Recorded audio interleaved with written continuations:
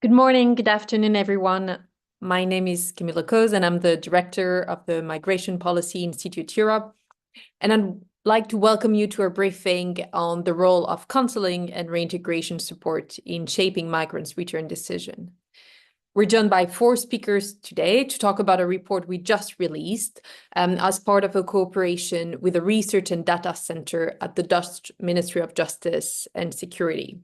And before we get started into the discussion, I'll first hand over to my colleague Ravena Sost, who's been leading this research and will explain why we've been looking into the topic of counseling and reintegration, what our research methodology was, what the data has been telling us, and finally, what our recommendations are. Ravena, over to you. Thank you very much, Camille. I'm very glad to be here and share some of the findings from our study. But first, let us have a look at the context of the study and what motivated us to conduct this research. So in the Netherlands and across the EU, as many of you will know, only a small share of those migrants who are ordered to leave actually depart. And there are many challenges to enforcing returns. Perhaps the most important ones can be summarized in 3 groups. One is authorities' limited capacities and lack of coordination. So this is capacities within the country or within the European Union and coordination also within those actors. There's also a challenge relating to the absence of readmission agreements or otherwise cooperation with origin countries, which can make enforcing returns more challenging. And finally, of course, there's migrants' reluctance themselves to return to their countries of origin. And so in this country, in this context, over the past years, the Dutch government and also other countries have tried to improve compliance with return orders and encourage the uptake of assisted return via different approaches, namely via introducing different counseling approaches and also by working with a range of partners to offer reintegration assistance after return. But still, we face gaps in understanding exactly whether or how or when counseling and reintegration assistance really interact and how they interact with return decision making. And this is what we try to answer in the study. To understand these questions better, we applied a mixed methods approach, combining quantitative and qualitative data. Namely, quantitative data that were provided to us from the Dutch Departure and Repatriation Service, DTNV, where we received case data of 118,000 observed case outflows between 2017 and 2023. And we combined this with a rich set of interviews, over 50, namely conducted with migrants that had received a returning order from the Netherlands and had returned to either Nigeria or Iraq, but also with DTNV policy advisors, EU stakeholders, and representatives from civil society, NGOs, and international organizations, both in Iraq, in the Netherlands, in the European Union, and in Nigeria. And finally, we also visited 2 Dutch reception centers where we shadowed counseling session and spoke with counselors in these centers. And now I want to jump right into the results. Look first into what factors influence return decisions. And this is really not very new. There is plenty of research in the migration field that has confirmed this, that there's really a wide variety of factors that influence not only return decision, but migration decision-making more broadly. And that includes conditions in the country of origin, such as economic opportunities, political instability, security conditions, and so on. Conditions in the host country. And here I'm thinking specifically about the degree of social embedding, social networks, but also things like access to housing, access to make an income and work, and the risk of immigration enforcement. Personal circumstances, namely family responsibilities, gender roles, but also just personal aspirations for their own lives. And finally, policy interventions. And here, we understand policy interventions as things like counseling, reintegration assistance, but also detention or reintegration bans.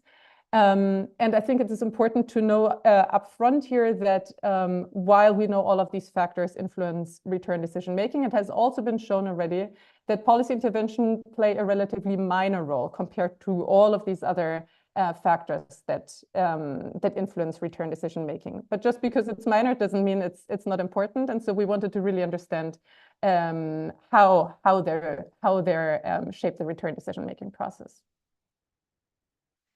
And here we come to this figure, which comes out of our discussions with returning migrants. And what we found is that returning migrants show a whole range, a whole spectrum of circumstances and how they respond to the external incentives, such as counseling or reintegration assistance. And I want to give you a few examples to clarify what I mean here. For instance, when we start on the right-hand side here, where we see the high agency and own decision-making figures, we spoke with migrants that essentially decided on their own will to return because, for instance, they had become ill and wanted to be reunited with family members. And so in this case, counseling really focused mostly on logistical aspects and helping them perhaps get a diplomatic laissez-passer or organize their return flight. So this really, there was a high agency at their own decision-making. And then we move into these middle categories that here we called acceptance or hopelessness, where perhaps those migrants had initially hoped to stay. But over the course of discussions, they finally come to accept that they won't be able to stay. And this is, for instance, the case for a woman from Baghdad that I spoke with, who had applied for asylum in the Netherlands, had been rejected. And then after several conversations with her counselors, where she understood sort of her legal options and situation, she accepted the return decision and returned, in this case, with the help of IOM. And then finally, here on the left-hand side of this figure, we really move more into the area of coerced compliance and a very low degree of agency. And to just illustrate this, in this case, I spoke with one person, a Nigerian man, who had been already in administrative detention in the Netherlands and refused to return voluntarily, also after living for several years in irregularity and without a legal status in the Netherlands. And in the very last moment, where already his deportation flight was scheduled, he contacted IOM and departed still voluntarily. So that already shows a little bit what different circumstances we understand and we look at when we speak of assisted return and how that interacts with the possibilities of counseling, for instance, and what role that can provide. And with that, I also want to go a little bit deeper into what we understand with counseling, because counseling really is an umbrella term that encompasses very different approaches, actors, and goals. And it's very important to understand exactly what we talk about to see what is possible under this. And I want to start with the purpose column here, because I think that's an important entry point. Often when we speak about counseling, the idea is that we speak about return counseling. So here the focus is on achieving compliance with return orders and essentially a sort of persuasion to accept that return decision. Often return counseling is provided by state actors such as DTNV, who has also developed a dedicated methodology for that. Like, for instance, the WIGK methodology. But other actors who are also very active in this field often apply very different methodologies. For instance, NGOs or civil society actors work in much more non-directional ways of counseling. And here we look more into the case resolution type of counseling, which which aims to solve a case not simply by return, but also offering other options, such as applying for a new legal status, could be onward migration, or other options. And that's really a more comprehensive type of counseling.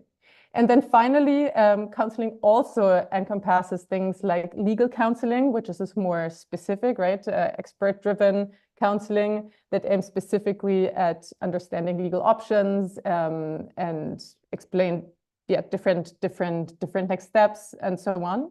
And finally, there's reintegration counseling, which more narrowly is focused on preparing the return once a return decision has already been made. So those are the very operational and logistical aspects that are about traveling and planning for reintegration assistance. In our interviews and in our analysis, what we found also was that the timing of counseling plays a major role in what it can achieve and how it can interact with return decision making. For instance, early on, shortly after, for instance, a first application was lodged, migrants often focus on obtaining a legal status and not yet on return. So there is not really the space, for instance, to discuss return options. However, it has also been found through our interviews, for instance, that it is still helpful to mention return and discuss options, because this kind of helps to plant a seed of awareness, which can then help to raise this discussion later on. Second, there is a key point. Once a leaving order has been issued, or once a person receives a negative decision on their application, this really is a critical decision-making point, as at this point, often the initial project that has been built collapses, and there has to be a reorientation in terms of how they see their future and what type of priorities they want to pursue. And so in this moment, there are really opportunities for both legal counseling, that's very important to clarify, but also return counseling, because the decision-making process is quite open at this moment. And then thirdly, another very different situation is for migrants that have stayed in the country, in the host country, for prolonged periods of time, often without a legal status, or moving between statuses, or moving between countries. And in these cases, the situations are really much more complex, both legally and socially, because we see compounded difficulties in terms of homelessness, health issues, and others. And so in these cases, what we found is that counseling that accounts for all of these interacting difficulties, such as case resolution counseling, is often more promising than, let's say, a narrow type of counseling that's focused just on return. In the interest of time, I will be relatively speedy. But the impact of lengthy return procedures also has an impact on whether or not migrants decide to take up assisted return. This is what comes out of our analysis of DTNB case data. Of course, return procedures vary widely between migrants. For instance, in this data set that we used, there was between 1 and 15 return procedures for one person alone that they had started with DTNV. And what we found is really that there's a strong relationship between the number of records a migrant has with DTNV, which stands for a prolonged period of time that they've been in the country and repeated procedures, and a reduced likelihood of choosing assisted return. For instance, in our model, which is a regression model, we would expect that 19% of those migrants with one return procedure, so a relatively short time, would depart via assisted return. And that reduces drastically to just 9% for those who have 3 procedures, and reduces even more drastically to 2% for migrants that have really a large number of procedures, 6 return procedures with DTNV. And that's also a result that aligns with prior research, which also suggests that prolonged stay in the host country may decrease migrants' willingness or their ability also to engage in assisted return. And then finally, a piece of our results, which you can find in our report, is on the role of reintegration assistance. And as I've already hinted before, we found rarely that the offer of reintegration assistance is really a major incentive for return, but it can be a supportive factor, especially for those that already are considering these options. So here I'm thinking again to those people that have a higher agency, might already think about wanting to return, then this can really make a difference. But for the majority of persons facing a return order, it is not the primary incentive. However, what we also found is that it helps address other policy priorities, for instance, and most importantly, reintegration assistance helps reduce vulnerability directly after return when it's really most needed. It can help build also on the longer term, but that is more difficult, a source of income, address trauma or stress, and help with the reintegration in their communities. And also on a bilateral, more political level, facilitate dialogue between the host country and origin countries. However, we also found in our study that reintegration assistance is still very difficult on the ground, and that some of the critical needs are sometimes overlooked or cannot be quite implemented as they were planned. And now let's move to our recommendations. First, recommendations regarding counseling. One thing that came out of our study, and that's quite clear, is that we need to prioritize counseling at key decision-making moments. So this is, for instance, counseling early on that focuses on information sharing and some legal advice, but then also and notably counseling, for instance, after a negative decision or an issuance of an order to leave. Second, what came out very clearly from our study is that working with reintegration partners in countries of origin is extremely important, both in the counseling process, in the outreach, and also in the reintegration process. That is because the language, the culture, and local realities can just be better transported and discussed with these partners. And therefore, there's also a need to strengthen their capacity and involvement in these steps. And related to that is the recommendation to improve country and diaspora-specific knowledge among counselors. This is something that can be done not just with reintegration partners, but also with counselors in the country, in the Netherlands, for instance, who can improve their knowledge of the diaspora and of the country context, and which helps them enter into a trusted dialogue and knowledge-based dialogue around return. And finally, we recommend to explore safe and voluntary ways to engage with family and community members. We know this can be difficult because the family relations can be quite sensitive and can in some cases be a risk factor. For instance, when we think about survivors of trafficking or so on. But where there is willingness on behalf of the returning migrants to engage with the family, this is a pathway that should be pursued and further strengthened. And then finally, some recommendations more on the strategy and partnership level. One is to clarify really the strategic purpose of counseling and reintegration assistance. What we found in our report is that neither counseling nor reintegration assistance are probably the primary drivers why migrants decide to choose assisted return, but there is still important value to both of these policy tools, and it is important to understand this value and also pursue it as explicit goals in policy making. The second is to invest in increasing legal system capacity and efficiency. That relates, for instance, to reducing lengthy procedures, but also increasing cooperation between the different actors that are involved in this, which of course should not be done at the expense of due process, but really can help produce better outcomes for both the experts involved in this process and the migrants themselves. We recommend enhancing the diversity of approaches and actors involved in the counseling. I think it was very clear from our research and our conversations with the different partners that one partner cannot do it all. It is important to have civil society actors, for instance, be there because they can provide a more trusted environment, especially for migrants that have been staying for a long time without a legal status, versus other partners that can provide other types of support.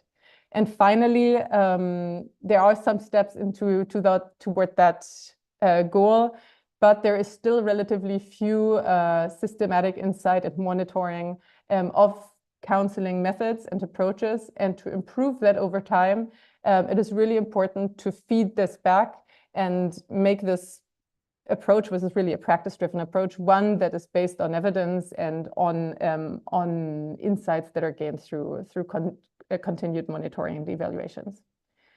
With that, I'll hand over back to Camille and our panelists. Thank you very much.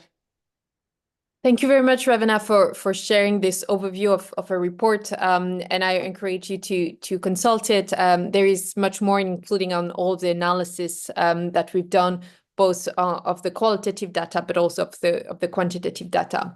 But I now want to turn to our three speaker, Claudia van der Orst, who is Senior Advisor on Knowledge and Strategy at the Repatriation and Departure Service at the Ministry of Asylum and Migration in the Netherlands. Elena Cavani, who is project leader at the Dutch Council for Refugees, and Osita Osemene, who is project director for the Patriotic Citizen Initiative in Nigeria. So the three of you have been working with us through this study. We've been exchanging a lot on what we found, on the recommendation as well.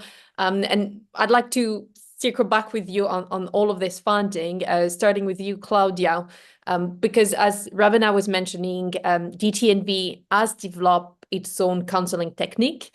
Their aim is to convince migrants to accept, to cooperate with return order. And what our research has shown in our engagement with different partners, with also the returnees, that the application of this technique is still variable, that there is a variety of approach that may be needed to meaningfully engage with all the different profile of migrants.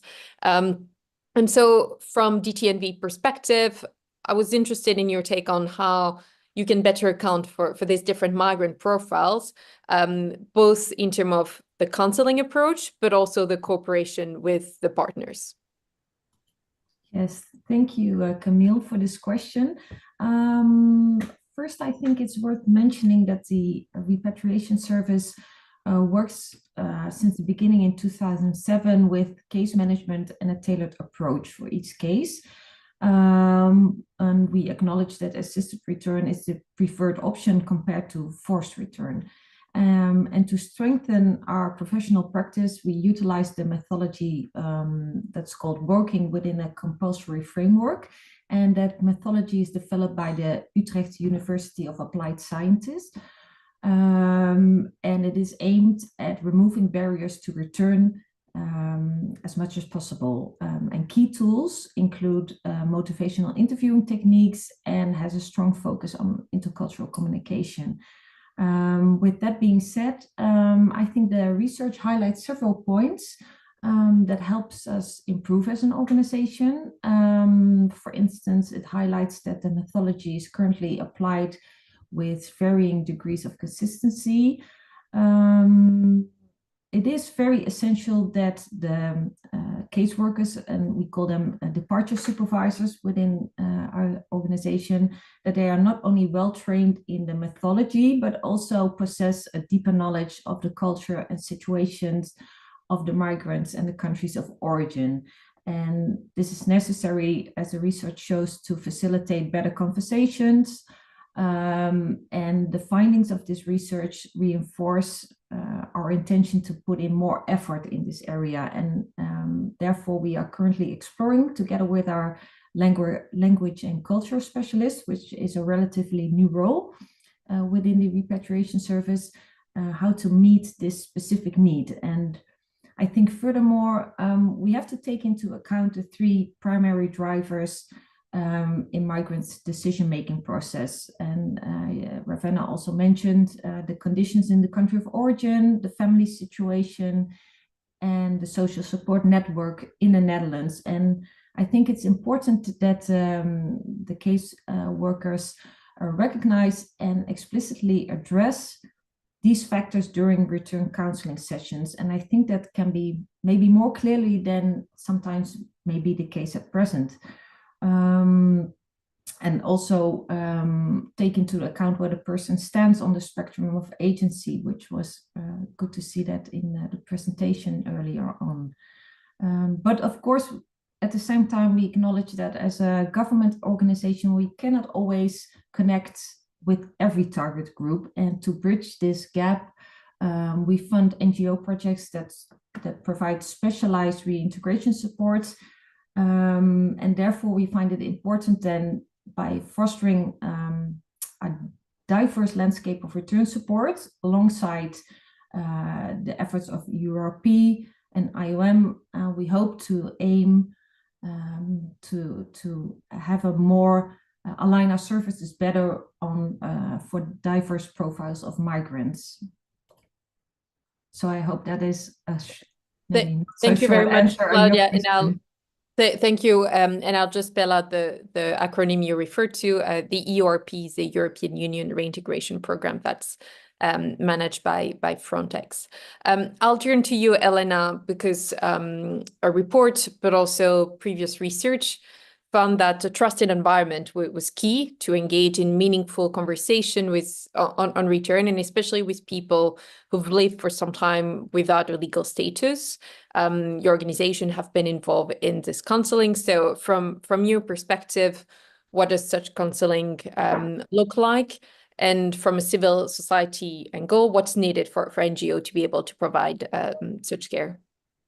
Thank you, Camille, and everyone. Indeed, the Dutch Council of Refugee as an NGO has been involved in this field of counseling undocumented people already since 10 years, more than 10 years. And I must say I welcome the recommendations that come out of this report regarding counseling, a better integration of forces and more coordination among all the partners.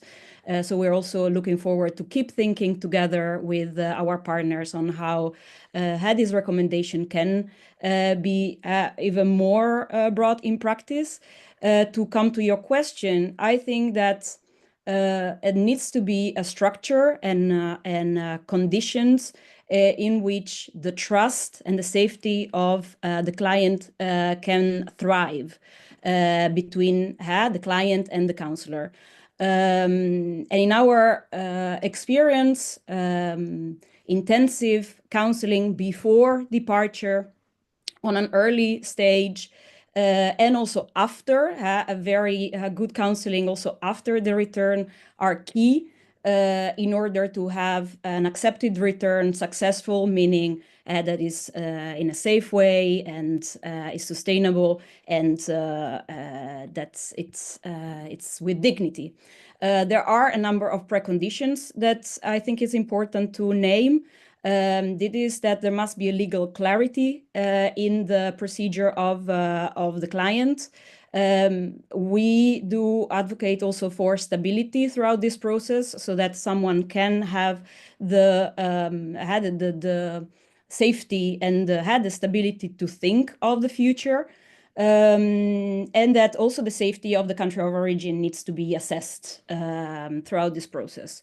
We do these in the Dutch Council of Refugees before departure with what in the report is called, I think, case-to-case resolution, and with reintegration counseling. And within these two services that we provide, where had a tailor-made approach is very important, and the needs of the people gets a big space. I would also want to highlight the role of partners organizations, of our trusted partner organizations that can play a key role in order to help people really get well informed. This is our main aim, that people can make a well-informed decision for themselves. And this is why also the partners organization in the country of origin that can be trusted and can also deliver a service that doesn't end up just at the airport or when their integration budget is done, but that can really provide any information before and after with that trust within the community. That voluntary return can be a good option for some of our clients. Thanks, Elena, and that gives us a good segue for me to now turn to Osita, who's joining us from Nigeria, because a report underlined the importance precisely of involving trusted, as Elena was saying, origin country actor early on, so that return and reintegration option can be discussed with a person who is aware of the local circumstances, speak the same language. And so here, my question for you, Osita, is how could cooperation between Patriotic Citizen Initiative, but Dutch-based counselor be strengthened before people actually travel back to Nigeria. Yeah, thank you so much. Can you hear me? Yeah, thank you so much for this privilege that you have given to me. And I want to appreciate the researchers for this wonderful report, and that reflects how we can manage reception and return of migrants in our various countries. Yeah, one of the things that we are using in our country, especially with our partnership with the Netherlands, is a coordinated pre-return approach, which is very essential, that provides returnees with dignity. We ensure that we have a coordinated approach in terms of return to ensure that we build kind of confidence and the courage on these returnees. And another one is the engagement of the local partner that is being done practically by the Dutch Council for Refugees. Early engagement of the local partner like PCI, Patriotic Citizen Initiative in Nigeria. We're always involved in the pre-departure counseling at every point in time. And regularly, I can count, as many as possible number of times that we engage with a lot of intending returnees in Netherlands that want to come back.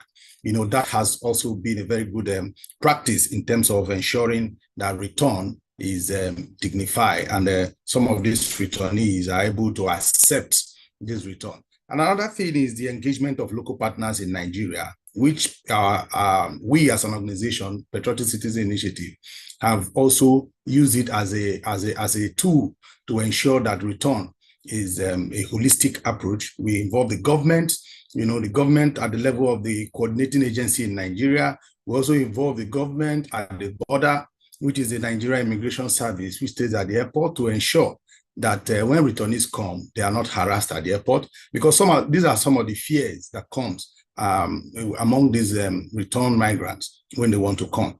Then our other thing is, so we also try to provide a kind of a safe environment for them when they come back, because when you engage local partners like government agencies, civil society, and they are involved in the reception, which we are doing with our partners, it gives opportunity for some of these returnees to access some of this support system when they come back to Nigeria. So in the course of our counseling, during the pre-departure counseling, we give them assurance of the existing realities in Nigeria, things that, that are real, things that they are not, we're not telling them that it's so palatable in the country when they come, but things, how they are going to overcome some of these challenges and the support they are going to get from the local partners.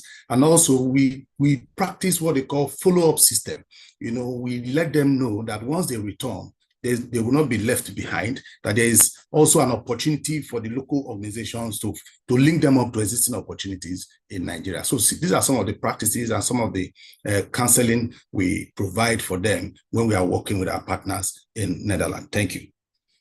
Thank you very much, Osita. I'll go back to Claudia to ask you about a point that Ravana mentioned, because what we found is that prolonged stays without legal status actually reduce the likelihood that migrant will opt for assisted return.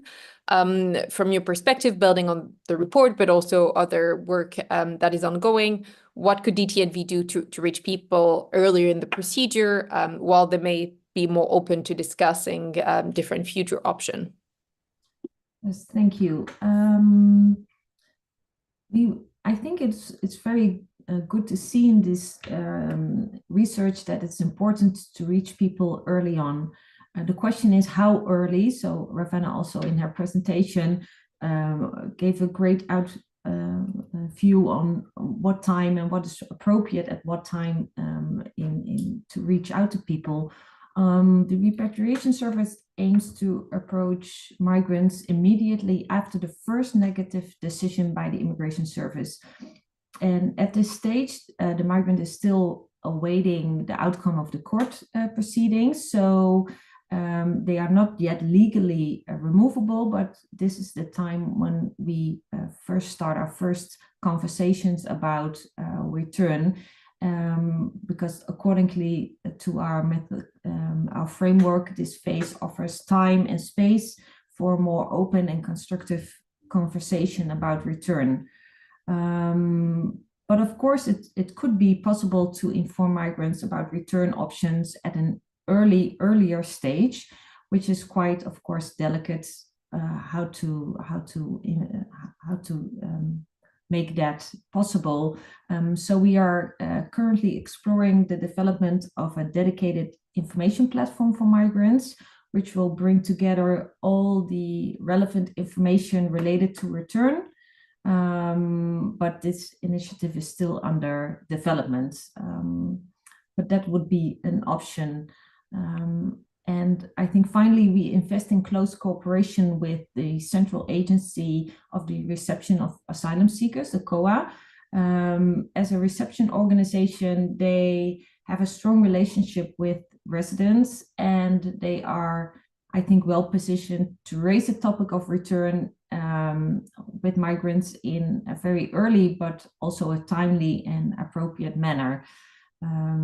Of course, as an organization, we have no influence on the lengthy asylum procedures at the moment, and in some cases, subsequent legal applications that hinder the likelihood of assisted return, as the data shows in the research. So, well, that I hope answers the question.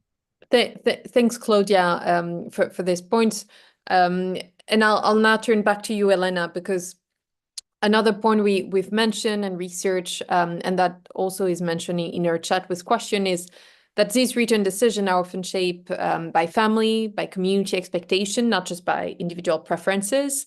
And so we've been thinking about how could counseling better take this collective dimension into account, for example, by involving family, by involving diaspora networks, while also mindful that this could put extra pressure on migrants, compromise even their safety. So this would need to be done with a wide range of safeguards.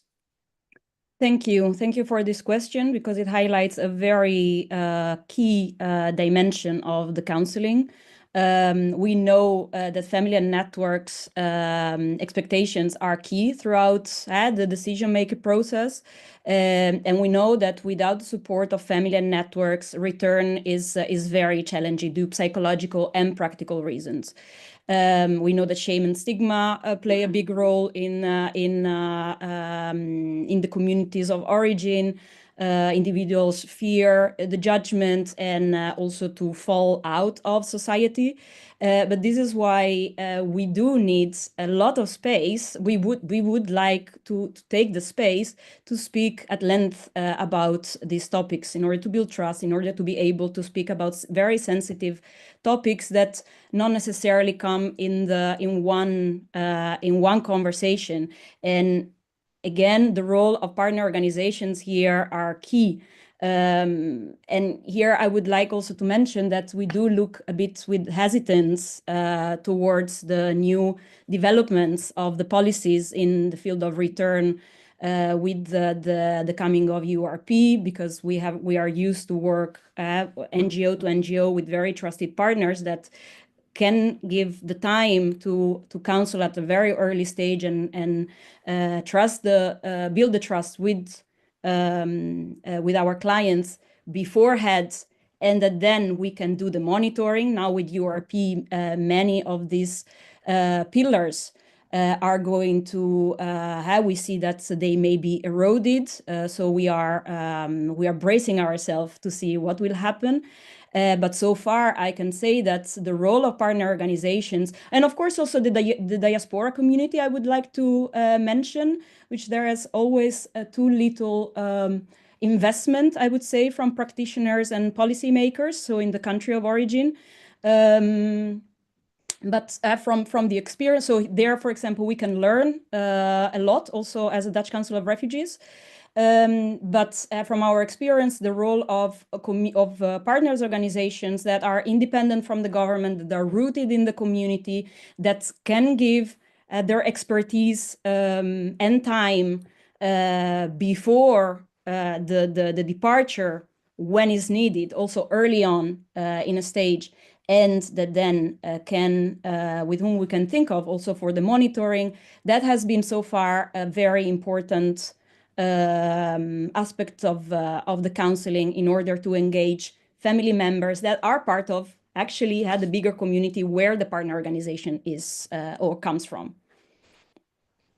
Thank you very much, Elena, and for also raising the point on what the future of counseling will look like in Europe with the future role of Frontex and this EU reintegration program in it, and the partnership with NGO that could be reached. I'll turn to Osita again and to echo upon that Elena was making about the fact that when people return, they often face stigma, economic hardships, feeling of shame, feeling of failure. This has come up a lot in the interview that we've conducted both in Iraq and in Nigeria. Some also struggle to implement the reintegration plan as was initially designed. I mean, this is a big question for you, but you know, from your perspective, being involved in this, in delivering this assistance, what could be done to improve the effectiveness of reintegration assistance? Yeah, I think first of all, we have to take into cognizance the fact that the local partner involvement is very, very key and important. And local partner that is well informed about the status of the returnee, you know, is very key. Now, looking at the status of the returnee, we have to put it into consideration when returnees are returning, that it has to be individualistic in the sense that every return migrant has a special need and has a special case. Their case varies. You know, it is not, we don't generalize their case. So it's a case-by-case management, you know, and we have to look at it from that angle, that the support has to be given to them due to their personal needs, and also tailored towards their reintegration plan.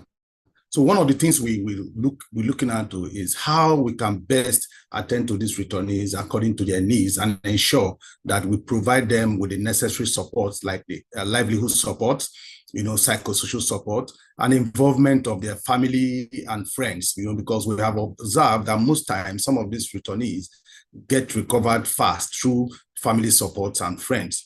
And also, we are also looking at how we can deepen our partnership and engagement with government and other civil society that have different activities that they can provide for some of these returnees. You know, we have cases in Nigeria of people who have returned from Netherlands and other countries. At the end of the day, some of the support that are provided for them are not enough.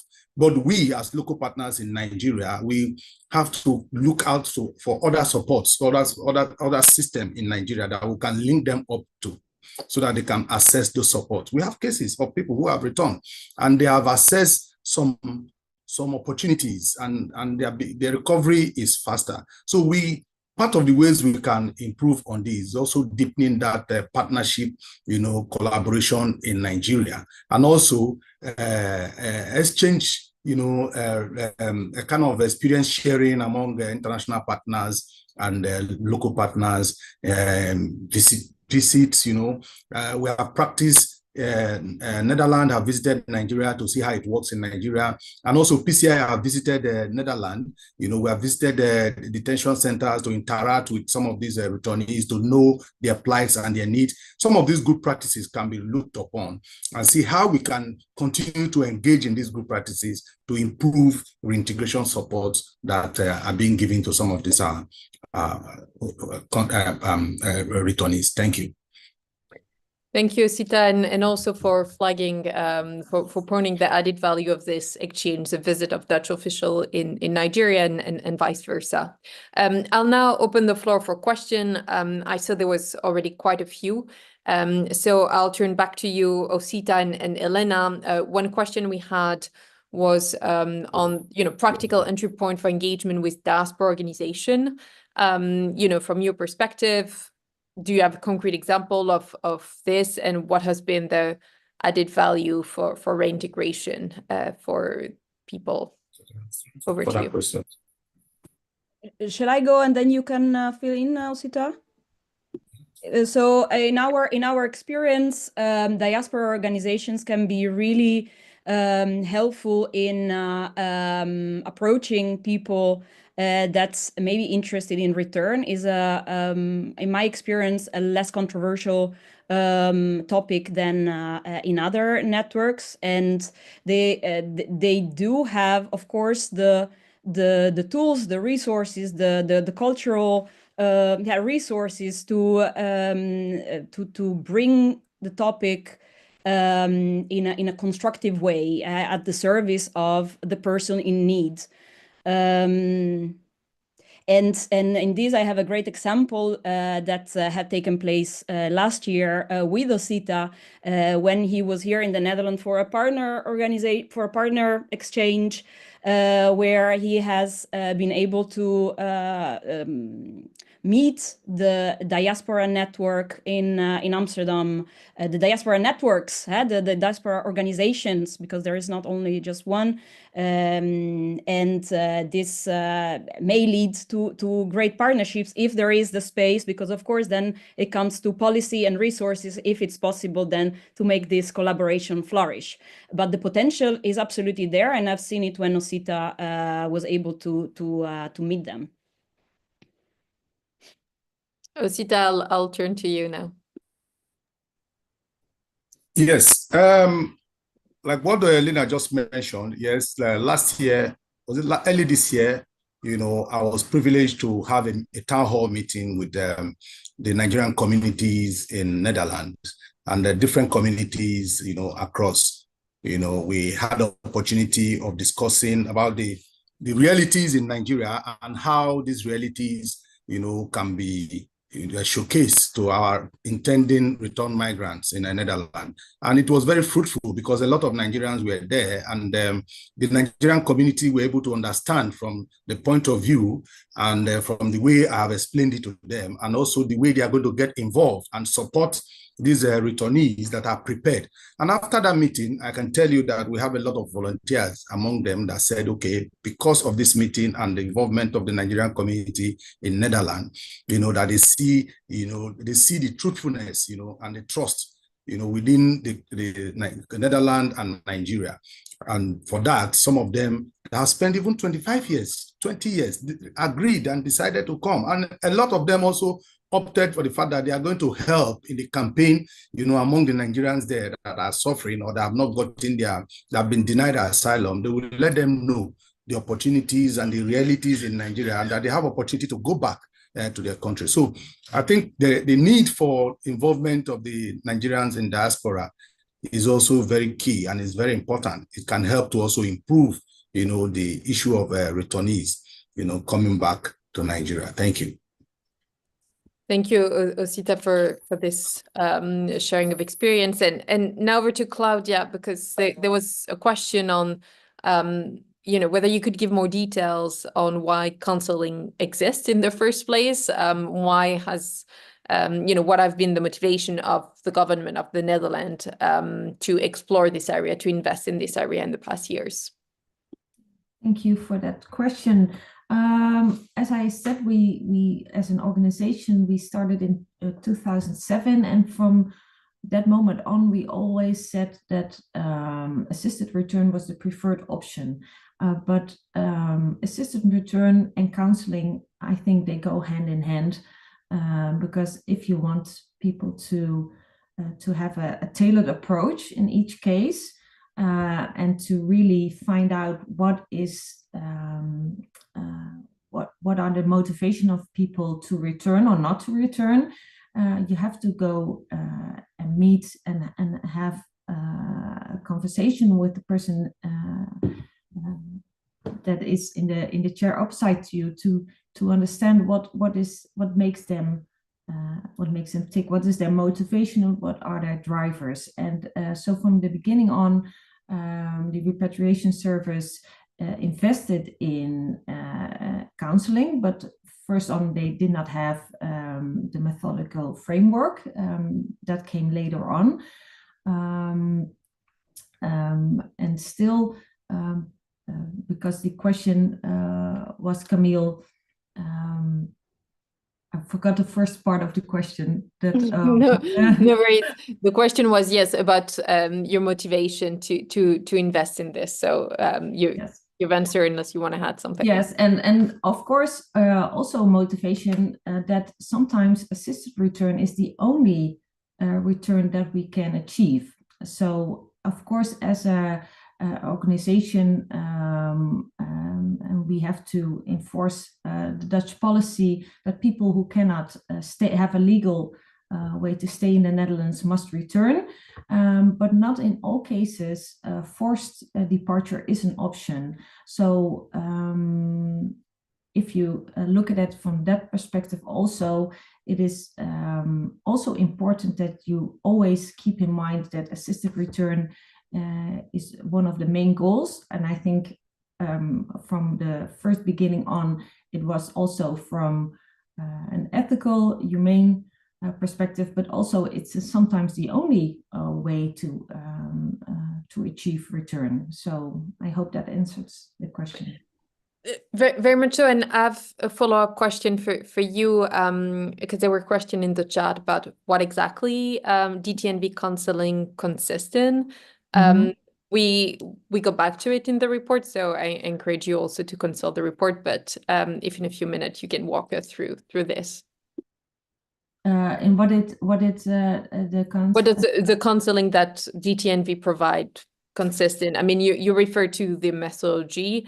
Maybe where does that take place? Who provide this counseling for listeners? Yeah, so we have people that go and work at the reception centers in the Netherlands. And they, as I mentioned, from the very first beginning, when someone gets a negative decision from the immigration service, we get that case from the immigration service, and our counselors or supervised departures, they analyze and they go, they have meetings with migrants, and they use motivational interviewing techniques, and also are trained in intercultural communication. I think it's also, and I think that's not so long, but we are currently more aware that there are also the perception of procedural fairness, which is also mentioned in the research, is very important. So I think, well, Elena can give also more examples. I think it's very important that the migrant understands the legal path that has led them in the situation that they are now. And I think that we cannot do that alone, but it is necessary for our departure supervisors to have in the discussion with the migrant about return, also have a lot of attention to how did you came to the Netherlands, what made you came into this situation, what is your legal position at this point. So taking into account more the total migration cycle, and not just the one part of you have to return. But I think maybe Elena, because I think they also have she can tell a lot more about that. Thank you, Claudia, because this is indeed one of the preconditions upon which we have based our counseling so far. That's that there is clarity about the pathways, the legal pathways, and why a procedure has been denied.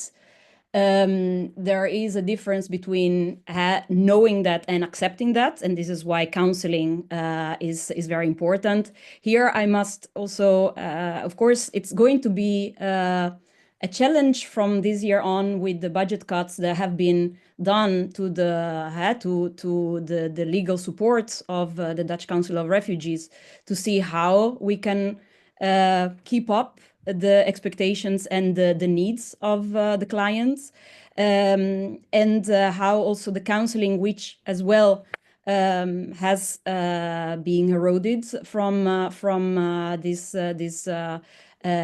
political decisions, how we can then fulfill the expectations that, for example, this report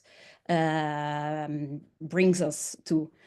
So yeah, it is very important. In my experience, is fundamental in order to have a conversation about return, so that before someone needs to accept that this is that there is no other option, and for that you do need guidance. Yeah, this is going to be a challenge in the Netherlands at least. Thanks, Elena. We have time for two last questions. So one for Ravina and one for Osita. Ravina, first, we had a question on whether the report covers the impact of post-arrival counseling, because indeed we've seen that this is also a key component to the return and reintegration process. So over to you on this, and then Osita, I'll get back to you afterward. Yeah, thank you for the question. I saw actually in the chat box that there were several questions relating to the post-return experiences. Perhaps first to clarify, in our report, we don't look at reintegration outcomes per se, but we really look at the role of counseling and the offer of reintegration assistance on return decision-making. So that's a slightly different focus. However, for the interviews that we conducted with persons that had returned from the Netherlands to Iraq or Nigeria, we did ask them about their reintegration experiences and how that reintegration support was being used in their specific cases, which was a relatively small sample, but nonetheless. And what we found there indeed is that most of the reintegration support, if they had received any, because some were still ongoing or waiting for their support, was mostly spent on immediate needs that they required directly after return. So for instance, a person that had returned and was facing difficulties finding accommodation or couldn't return to the family, so then they would use some of the reintegration assistance to cover temporary housing, for instance, or to buy medical support, medical supplies, or for instance, tools such as a fan, because in that case, it was a person who lived in a camp for internally displaced persons. It was very hot, and so they needed something to make their living space livable. What we found also, though, is that it was very challenging for this reintegration support to be actually what it was planned to be before the departure. In many cases, there were reintegration plans being made in the Netherlands, for instance, with their counselors. And then once they had returned, these plans did not turn out to be feasible at all, or because needs had changed so much, or because the planning didn't really reflect local realities. So in many cases, there was a change in this planning and a move away from sort of longer term stability towards addressing immediate needs. And I think that is an issue that really needs more attention, that reintegration planning does actually feed into longer term planning, does match local realities, and does address the challenges that these persons face upon return. Yeah. Thanks, Ravina. And to conclude, I'll turn to you, Osita, because we had a question on to what extent government policies, but also the reintegration framework in countries of origin of this government, other role, in the decision-making process of migrant, also on the expectation as to what they're going to find upon return. Yeah, thank you so much. On that issue of policy in Nigeria, recently, the Nigerian government reviewed the national migration policy, which was supported by the European Union. And the review captured a lot of things that has to do with management of migration in Nigeria, which has 4 levels of condition and management. And the consideration about all types of returns put into consideration, where we have both the voluntary return, forced return, deportation, they were all put into consideration, how these people can be supported when they return. So if I will answer your question, the policy in Nigeria has taken into cognizance the issue of all forms of return and how this return will be managed effectively. So I think what we should be looking at now is how these structures can be very effective, and efficient to ensure that the plights of returnees at all levels, whether it is forced return, whether it is voluntary return, can be holistically managed. But for policy issue in Nigeria, Nigeria have put that into consideration with the leadership of the National Commission for Refugees, which is the APES Migration Management Agency in Nigeria that coordinates all the return. And we have government agencies that are thematic leads that are responsible for issues of reintegration, that also handles it with the civil society organization, that are all there. And this management, looks into it from the local community to the national level. So every migration management in Nigeria, at the community level have been considered. So community engagement is also involved. Traditional rulers, religious leaders, everybody have been put into consideration to ensure that improvement of returnees and the return reintegration is, accommodated in Nigeria. So for policy level, Nigeria has scored, I would say maybe they have scored some level of percentage, but a lot need to be done to ensure that the issue of returnees are still handled in a very humane way. Thank you. Thank you very much. And with this, I want to close for today. Thanks everyone for joining us for this launch of this important report. I'm aware we had many questions, and so we'll follow up by email, and please don't hesitate to reach out to Ravana and I. An audio and a video recording will also be available on the event website, as well as a report that my colleague Lisa posted on the slide on the screen. So thank you all.